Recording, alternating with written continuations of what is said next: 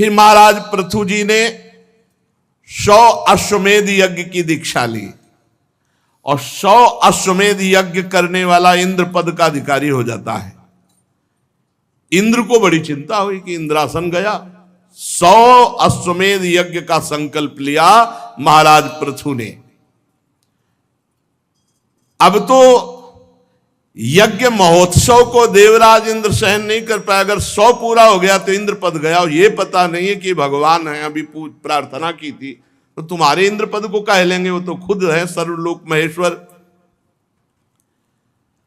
महाराज पृथु यज्ञ में सबके अंतरात्मा सर्वलोक पूज्येश्वर जगदीश्वर भगवान श्री हरि का साक्षात प्रादुर्भाव किया। मंत्रों में बड़ी सामर्थ्य है।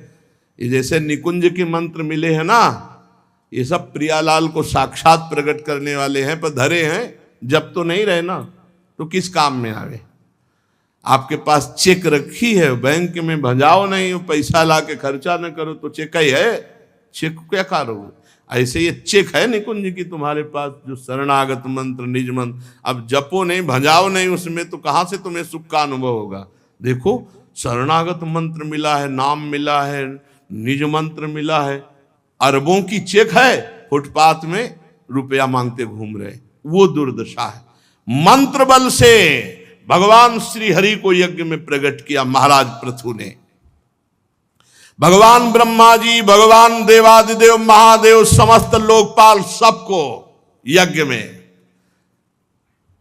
अरे मंत्र में बहुत बड़ी सामर्थ्य है, मंत्र में बहुत बड़ी सामर्थ्य। वो मंत्र जो प्रियालाल को अधीन करने वाले वही सब मिले, पर दुर्भाग्य है अब भजन नहीं करोगे, जपोगे नहीं, उसको हृदय में प्रकाशित नहीं करोगे तो कैसे। महाराज पृथु एकमात्र भगवान श्री हरि की कृपा का लक्ष्य रख करके यज्ञ कर रहे थे। बड़ा उत्कर्ष हुआ। देवराज इंद्र को बहुत घबराहट पैदा हुई कि यज्ञ में विघ्न डालना चाहिए, नहीं अगर ये पूरी यज्ञ हो गई तो ये इंद्र पद ले लेंगे, उसको यही डर बना रहता है। प्राय अगर कोई सही ढंग से जहां भजन शुरू करता है बस वो परेशान हो, देवराज इंद्र परेशान हो जाते हैं, कहीं हमारा पद न ले ले। बहुत प्यारा है इंद्र पद, उसको वो भेजता रहता है। स्वर्ग की अप्सराएं नहीं, पहले तो मृत्यु लोक के भेजता है, अगर उन पर कोई विजय प्राप्त कर लिया तो फिर अप्सरा आदि देवलोक, फिर उन पर भी विजय प्राप्त कर लिया तो और षड्यंत्र रचता है। पर इतना नहीं करना पड़ता है, जो एक आध थप्पड़ में गिर जाए उसके लिए ब्रह्मास्त्र संधान की जरूरत नहीं पड़ती। मृत्यु लोक में ऐसे ऐसे उसी में बह जाता है प्रवाह में माया के, वो आगे नहीं। कोई बिरला ऐसा है, जैसे विश्वामित्र जी ने हिम्मत की और सब भोगों को छोड़कर भजन में लगे तो मेनका को भेज दिया। देखा कि नीचे के लोगों से तो गिरेंगे नहीं, तो मेनका को भेज दिया। अब वहां भूल गए, बहुत विचित्र भगवान के। देवराज इंद्र डरता रहता है, साधक थोड़ा सा व्रत उपवास करे कि विघ्न डालने के लिए तैयार हो जाता है। देवराज इंद्र भयभीत हो जाते हैं, उसी अनुसार भेजते। देवता गोस्वामी जी लिखे, जो ही आप सही ढंग से चलना शुरू करोगे, इंद्री द्वार झरो खन्नाना, बैठे देवता करी कर थाना, आवत देखें विषय बयारी, तुरते दे की वाड़ उघारी। तो देवता लोगों ने विचार किया कि अब कैसे विधान बने, तो उनका जरूरत नहीं है, तुम नियम लगाए रहो, हम नियम के अंतर्गत जो है पोल पैदा कर देंगे। वहीं से इंद्रियों को भ्रष्ट करने का मार्ग। बड़ा विचित्र भगवान का। देवराज इंद्र को बड़ी घबराहट, जब कोई भगवत मार्ग में चलता है तो देवराज इंद्र को बड़ी घबराहट होती है कि ये हमारा जो है कहीं इंद्रासन न ले ले। अब जो यज्ञ का आराधन करने के लिए घोड़ा चुना गया था, तो देवराज इंद्र ने घोड़ा अपहरण कर लिया और अपहरण किया पाखंड वेश धारण। पाखंड कहते पाप का खंड। भेष था धर्मात्मा का। देखो पाखंड का मतलब क्या होता है, भेष है धर्मात्मा का, आचरण है दुरात्मा का, उसी को पाखंडी कहते हैं, उसी को पाखंड कहते हैं। और घोड़े को लेकर के भागे तो अत्रि ऋषि की दृष्टि पड़ गई उन्होंने महाराज पृथु के पुत्र से कहा, पकड़ो ये पाखंडी घोड़े को लिए जा रहा है। अरे खड़ा रहे दुष्ट, रुक जा। पर महाराज पृथु पुत्र ने देखा कि भेष संत का, सुंदर जटाएं, भस्म धारण किए हुए वस्त्र साधु का, हाथ जोड़ लिया और लौट कर आए और अत्रि जी से कहा कि महाराज वो तो संत हैं, संत पर हम बाण नहीं चला सकते। अरे उनका संत नहीं, इंद्र है, कपटी भेष धारण करके पाखंड का वो घोड़े को अपहरण कर, अगर घोड़ा अपहरण हो गया तो यज्ञ का जो संकल्प है वो अधूरा रह जाएगा, तुम्हें तुरंत मार डालना चाहिए ऐसे पाखंडी को। अत्रि मुनि ने जब ऐसा कहा तो पृथु कुमार क्रोध में भर गए, और जब इंद्र ने देखा तो वो जैसे रावण के ऊपर जटायु टूट पड़ा हो ऐसे, तो घोड़ा छोड़ दिया और वो भेष छोड़ दिया और अंतर ध्यान हो गए। ये इसी को पाखंड कहते हैं कि हम भगवत वेश धारण किए हैं और आचरण वेश के विरुद्ध है, उसे पाखंड वेश कहते हैं। विजिताश्व नाम रखा महाराज पृथु के पुत्र का। घोड़े को यूप में बांध दिया करके, यज्ञ मंडप में जो खंभा होता है उसे यूप कहते हैं।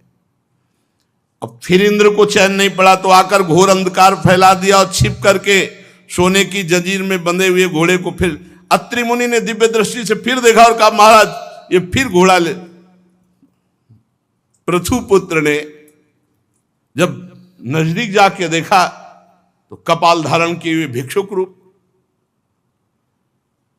तो प्रहार नहीं किया, क्योंकि ऋषि का आदेश होने पर ही प्रहार हो सकता है।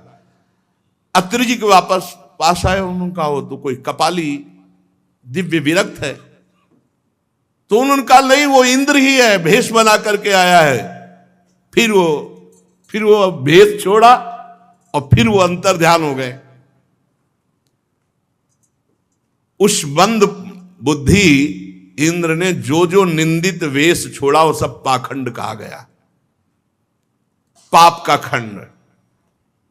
इसलिए वो कभी नग्न, कभी रक्तांबर, कभी कापालिक ऐसे वेश धारण करता गया। ये जो भगवत विमुख लोग हैं ये वेश धारण करके इनका दुरुपयोग करते हैं, इसीलिए पाखंड कहा जाता है। महाराज जब पृथु को ये पता चला कि बार बार देवराज इंद्र ऐसा, वो जितने वेश धारण किए वो सब पाखंड रूप, मतलब वही वेश धारण करके क्रोध धारण किया महाराज पृथु ने के पाखंड फैला रहा है, बार बार घोड़े का अपहरण कर रहा है। तो उन्होंने कहा ठीक है, चलो तैयार करो यज्ञ, इसी इंद्र का पहले वध करते हैं। मंत्रों में बड़ी सामर्थ्य है। जिस समय महाराज जन्मेजय जी यज्ञ कर रहे थे तो हजारों सर्पों की आहुति हो गई, तक्षक नहीं आया। तो पूछा ब्राह्मणों से, ब्रह्म ऋषियों से, तक्षक नहीं आया? बोले नहीं आएगा। बोले क्यों? बोले देवराज इंद्र के पावे में लिपटा हुआ। तो बोले मंत्रानुष्ठान करो, मैं देवराज के सहित इंद्र के सिंहासन सहित स्वाहा बोलो। बोले आज्ञा करो। संकल्प लिया और जे ही मंत्रोच्चारण किया तो देवराज इंद्र तो कूद गए, पर इंद्रासन सहित तक्षक चीखता हुआ आकाश में आ गया। उसी को वो आस्तिक मुनि ने दान में ले लिया, इसलिए वो बच गया। मंत्रों में बड़ी सामर्थ्य पहले थी, अब भी है, लेकिन उनको जागृत करना मुश्किल। बहुत बार इस इंद्र को रोका गया लेकिन समझा नहीं दे, इसके वध की तैयारी करो। यज्ञ दीक्षा ले लेने पर शास्त्र विहित किसी का वध करना उचित नहीं है। इस यज्ञ कार्य में विघ्न डालने वाला आपका शत्रु इंद्र तो आपको इस सुयस से ही मारा गया, निस्तेज है। महाराज आप आदेश करोगे तो फिर हम हवन में स्वाहा बोलते ही देवराज इंद्र को भस्म कर देंगे।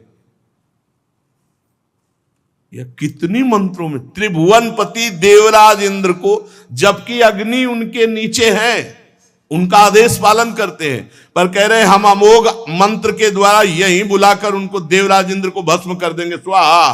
तो जैसे आहुति नहीं होती ऐसे भस्म हो जाएंगे देवराज। महाराज पृथु ने कहा करो आवाहन, करो स्वाहा, बहुत उपद्रव कर रहा है देवराज इंद्र। जे भी मंत्र पढ़ना शुरू किया तो ब्रह्मा जी आ गए। भाई ऐसा लगा देवराज इंद्र को स्वाहा बोल दोगे, ऐसा नहीं, आज तक ऐसा किसी याज्ञ के लिए नहीं किया, ऐसा ना करो। ब्रह्मा जी ने वो संकल्प, तुम्हें इंद्र का वध नहीं करना, ये इंद्र यज्ञ के प्रधान देवता है, आप देवता ही को भस्म कर दोगे।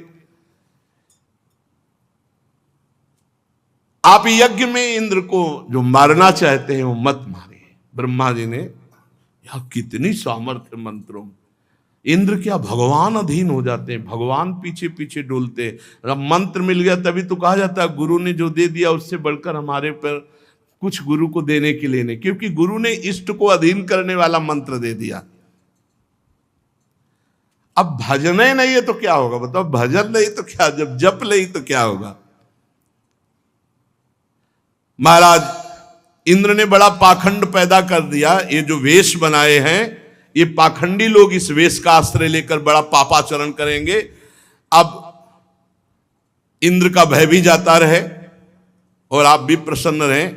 महाराज पृथु आप 100वीं यज्ञ पूर्ण मत करें, 99 रहने दें, आपको कोई इंद्र पद तो चाहिए नहीं, आप तो मोक्ष धर्म को जानने वाले हैं, इसलिए यज्ञों के अनुष्ठान की आपको आवश्यकता नहीं, आप रोक दीजिए, आपका मंगल हो और इंद्र भी जीवित रहे, बचा रहे। गजब है, भगवान के मंत्रों में कितनी सामर्थ्य है कि इंद्र को भी स्वाहा बोलने की तैयारी हो गई थी, स्वाहा हो जाता देवराज इंद्र। भगवान ब्रह्मा जी ने समझाया ये यज्ञ रहने दो, 100वीं यज्ञ पूर्ति मत करो, 99 रहने दो, यज्ञ बंद कर दो। अब संसार में बहुत से लोग इंद्र के द्वारा धरे हुए पाप के खंड पाखंड को खींचते हुए अपने ऊपर धारण करेंगे और भगवान से विमुख आचरण चलाएंगे। इसलिए बड़ा विचित्र है, नहीं समझ में आता कि क्या पाखंड है, क्या सत्य मार्ग है। बिना भगवत प्रेमी महात्माओं के, ब्रह्मबोध महात्माओं के समझे में नहीं आता। ये इंद्र के द्वारा रचे हुए जो पाखंड पथ हैं, ये अधर्म से युक्त हैं, इनको कभी धारण नहीं करना चाहिए। लोक गुरु भगवान ब्रह्मा जी ने महाराज पृथु को ऐसा समझाया। फिर देवराज इंद्र को बुलाया और कहा मित्रता करो पृथु जी से। पृथु जी से उन्होंने आकर के क्षमा मांगी, मित्रता की। समझो देवराज इंद्र आके क्षमा, भगवत आराधना में बड़ा बल है। ऐसा ना समझो कि तुम सबको, किसी को भी साधन में लगोगे, देवता कहीं बाहर नहीं, यहीं बैठे हुए हैं सब देवता। अगर नाम जप है, भगवान के आश्रित हो तो कोई नहीं बिगाड़ सकता, नहीं तो बहुत है नौटंकी नाटक माया के हैं, ऐसी जगह फंसा देते, निकलना मुश्किल है। हर समय नाम पहारू दिवस निशि, हमारी प्रार्थना मान लो, हमारा सत्संग का प्रारंभ मध्य अंत, हर प्रश्न का उत्तर प्रारंभ मध्य अंत नाम है। कलयुग केवल नाम आधारा। नाम जप करोगे कोई भी आपको परास्त नहीं कर सकता। नाम जप नहीं करोगे तो बड़े बड़ों की सत प्राप्ति में वो विघ्न डालने वाले दैवी शक्तियां, देवता हैं। ये बहुत विचित्र है, बहुत विचित्र, बहुत सावधानी से चलो। बड़ा आकर्षण है, आपको लगेगा सुखी हो जाएंगे, महादुखी हो जाओगे। विषय चुगा जिन चुगय मन, इस पर ध्यान दीजिए, इसको लिख लीजिए, इसको याद कर लीजिए। विषय चुगा जिन चुगय मन, चुगत कछुक सुख होए, फिर फांसी ऐसी परे तेसम दुख। भगवत विमुख हो जाओगे, भगवान का मार्ग ढक जाएगा, फिर क्या जीवन का लाभ। ब्रह्मा जी ने देवराज इंद्र और महाराज पृथु से संधि करा ली। महाराज ने सबको खूब दान मान से संतुष्ट किया।